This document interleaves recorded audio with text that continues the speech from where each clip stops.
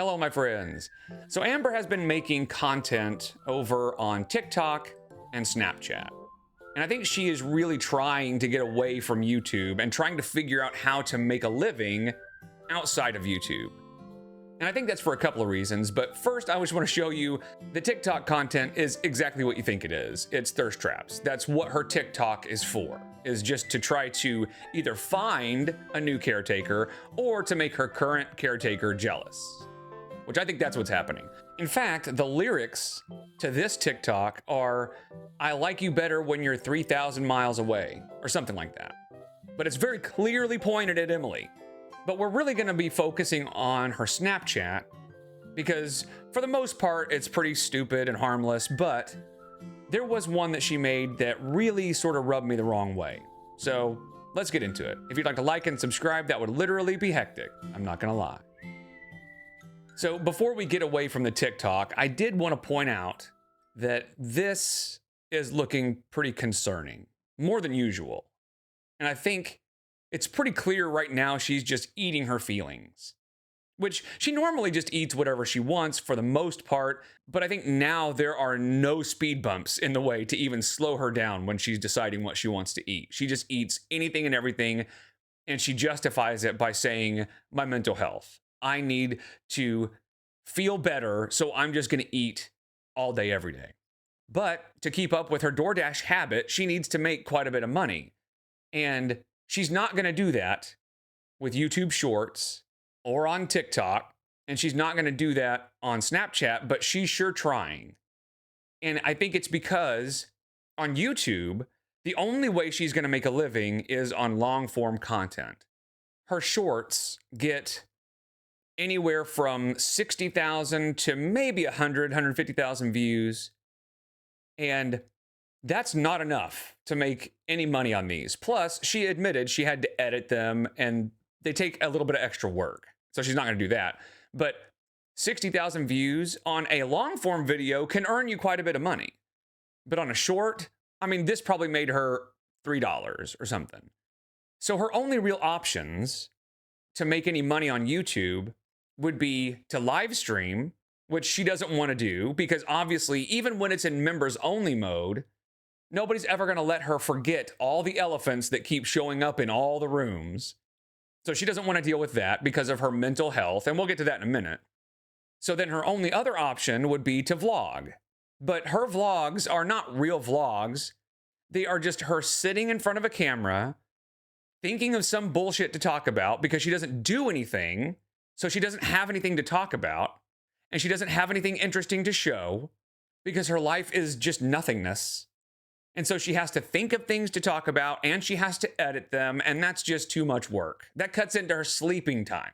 So what she wants is to make as much money as she did on her lives back in July and August, where she made a shitload of money and didn't really have to work much. She just would go live for a couple of hours, talk about random nonsense, and make several $1,000s per live. But she can't do that anymore because of the Emily stuff and the Rarity stuff. So the easy money she was making from her lives is not really an option anymore because she doesn't want to talk about Emily. She doesn't want to talk about Rarity. And that's all it's going to be, at least for the foreseeable future. And while she will always have a handful of dedicated idiots that will keep their memberships active, whether she's posting or not, the vast majority of her members are only members so that they can talk in her chat. And I would guess that the majority of the majority are only members so that they can troll her in her lives and not let her forget those elephants in the room. So she's been trying her hand at Snapchat. And I know that David Dobrik mentioned at one point that he was making like $40,000 a day on Snapchat. And I think that's probably where she got the idea. But there's a big difference between David Dobrik and Amberlynn Reed. So I don't think this is going to work as well as she thinks it is. So she's going to have to go back to YouTube at some point, and I know she hates that. And her Snapchats are just as shallow and stupid as you'd think they were. And in the beginning, they all used this filter. A lot like whenever she was on Instagram and she'd always use the devil horns. Well, this became her Snapchat filter. But this is not Amberlynn Reed. this is some other person. But she had two Snapchats from a couple days ago that at first I didn't really think much of them and I didn't really care. But the more I thought about it, at least the second one, I started getting a little frustrated because it shows quite a bit of audacity. And I think it's a good representation of Amberlynn Reid when it comes to actually just ignoring accountability and living in a different reality than everybody else. So let's start with this first one. This one isn't as frustrating other than it's just kind of stupid, but I just wanted to kind of lump this in with it. This person commented, "You're so pretty, for real, like WTF." Thank you. And that's without a filter. Everyone's been saying I've been using the filter too much, so I was like, you know what? Here's unfiltered Amberlynn. First of all, what a weird thing to say. Somebody says you're pretty, and I mean, she says thank you, so at least there's that, but then she says, and that's without a filter. And I don't know the ins and outs of Snapchat, so I could be wrong, but wouldn't this comment have been from a previous video, right? I mean, that she's responding to a comment from a previous Snapchat, and in her previous Snapchats, she was using the filter. And the problem is Snapchats disappear after 24 hours, so I don't know how to find where this comment came from. But the way I'm picturing it is she did a Snapchat with this filter on and gets a comment from somebody saying, "Wow, you're so pretty," and then comes on like this and is like, "Thank you." And this is without a filter. And I can imagine this person is like, "Whoa, who is that person?" That is catfishing, isn't it? So I could be wrong. Maybe she did another one without filters and that's where they were commenting. Of course, this could be Amber's sock account. But the way she says, you know, people were saying I was using a filter too much, to me makes it sound like this was the first time that she wasn't using the filter. But this is the Snapchat that really rubbed me the wrong way, you might say. The more I thought about it, the more annoyed and frustrated I got. So listen to what she says here. I miss you guys too, but no, I'm taking a little hiatus. I need to just check in with myself before I proceed. You know what I'm saying? And I'm worrying about my well-being, and I'm just trying to surround myself with positive energy. So in case you didn't catch the subtle hint, she said she's worried about her well-being. And in Amberlynn language, that is sort of hinting that something bad could happen.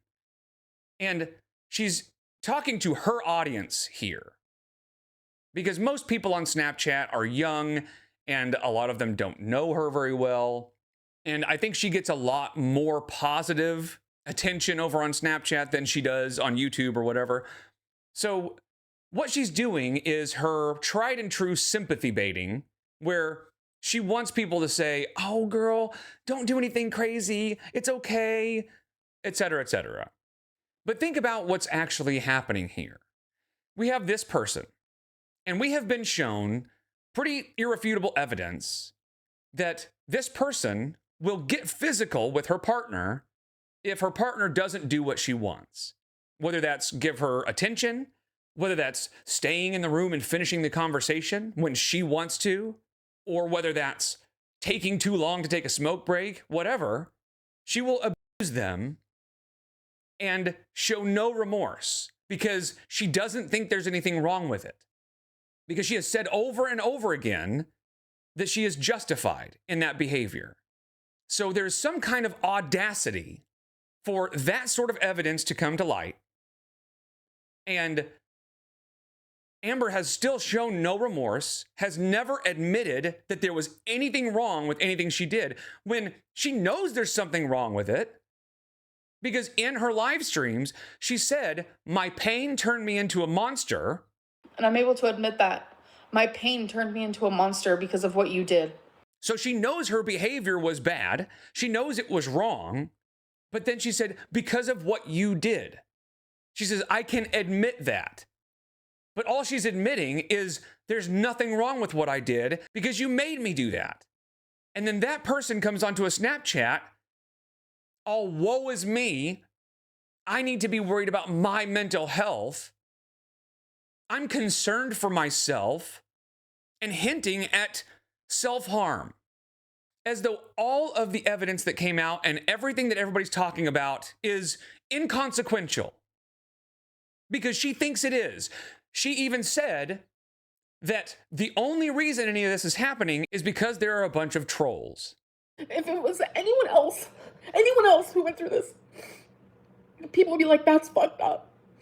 But since there's a bunch of fucking trolls, you guys think it's funny. Because to her, when people won't let her ignore the abuse allegations, or the evidence of abuse, she says it's hate. It's just trolls. And so in her mind, she's like, all these people are just being so mean to me for no reason, because clearly somebody caused me to act that way. So I don't have anything to be sorry for.